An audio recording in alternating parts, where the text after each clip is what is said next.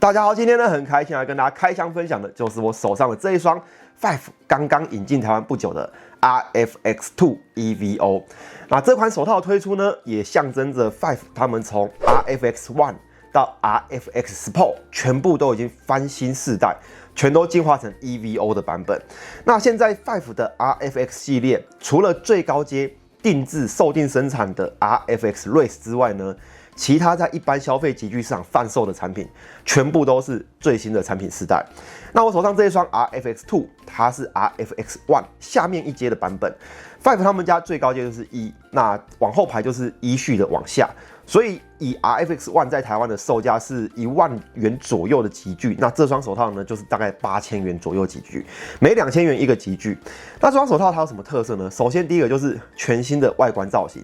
一样是导入这种头盔式的手背护甲，那这手背护甲呢，它是结合硬护具，还有软式的蜂巢护具跟通风系统 ，Five 他们家引以为傲的全新世代系统。那再来呢，就是整双手套都是用有一定厚度的牛皮、羊皮去打造而成，并且呢，在弹性布料部分，跟 RFX1 一样，都是采用超耐磨的 Super Fiber 纤维，还有就是功夫龙纤维。所以在这双手套上面呢，虽然看起来好像有点低调，但其实它的防护性只比 RFX1 再下来一点点而已。那另外呢，当你今天把手套给戴上去之后呢，你也会发现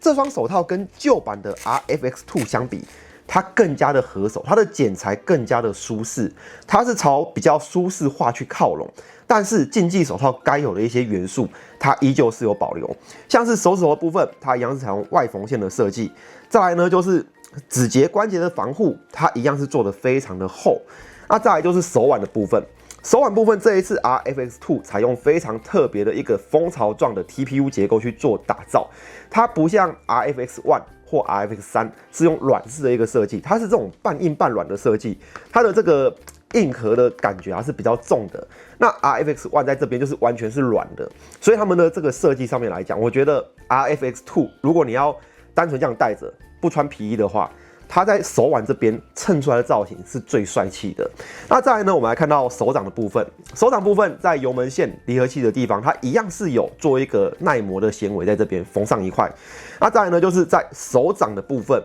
它在手掌部分除了有他们的 TPU 护具之外呢，还有一层防弹纤维做成的大面积皮革缝在这边，所以它是结合耐磨跟防护。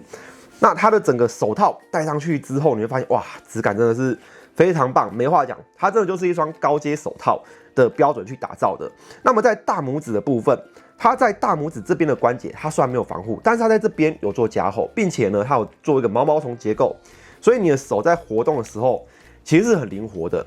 那入手这双手套之后呢，我也把它带出去外面骑过了。这双手套我第一次使用是在威力 FR9 的体验上面，当时大家应该有发现，我戴着这双手套骑着 R9。真的是非常的大，非常的帅气。我觉得它的整个手套的版型，在骑乘仿赛车的时候，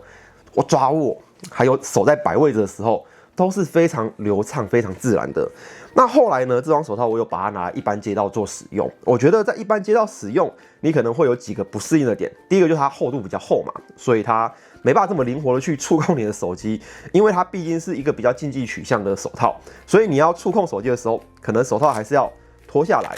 那再来呢，就是通风表现的部分。如果你有戴过 Five 他们家其他的短手套，不管是 Zen Evo 2啊，或是 RSC 等等的，你如果戴过 Five 家的短版运动手套，你就会发现，通风性还是有差。毕竟竞技型手套它的厚度啊，它的材料用料都是比较厚实的，防护性会比较高，但是相对来讲，夏天的通风表现就会有一定的影响。那因为我入手这双手套的时候是在冬季跟春季的时候，所以我觉得在一般路上骑乘，通风性勉强可以接受。可是如果是炎炎夏日的话，除非你是要下场，或是假日要去跑山的话，不然这个手套我觉得戴上去是会有点热的。好，那再来呢，就是手套的内衬的部分啊，你从这边看进去就可以发现，哇，里面有很多这种黄色的，它其实就是功夫龙的纤维。所以这双手套虽然外观上面看起来，你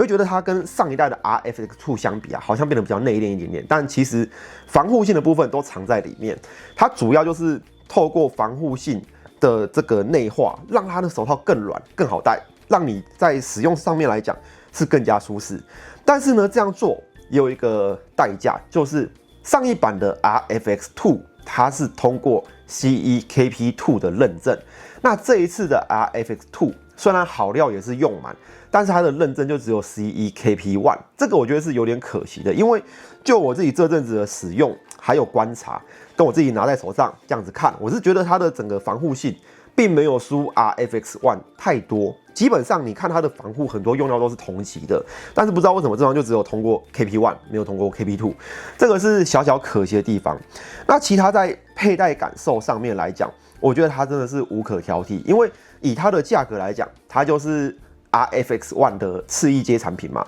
但是它的佩戴感受不会输 RFX1， 它只是在防护性，在部分的护具上面来讲有点减少，但是在造型、颜色的搭配，还有穿戴的舒适度、穿戴的感受，在运动化骑乘时它带给你的这种佩戴感受来讲，我觉得都不会输更高阶的 RFX1。然后它的整个手感的扎实度跟 RFX3 相比又有一个分界线，所以这双手套戴起来呢，我觉得是非常的不错。它是一个比较竞技取向的入门产品，就是如果你要下赛道的话，你可能会觉得RFX3 它会稍微有点力不从心，但是以 RFX2 来讲，它的等级耐磨性来讲，应该就是逐步使用。那当然，如果你预算够的话，当然就是直接上到 RFX1。好，那以上呢就是这一双 Five RFX2 EVO 我的一个使用心得还有感想了。我们下次见，谢谢大家，拜拜。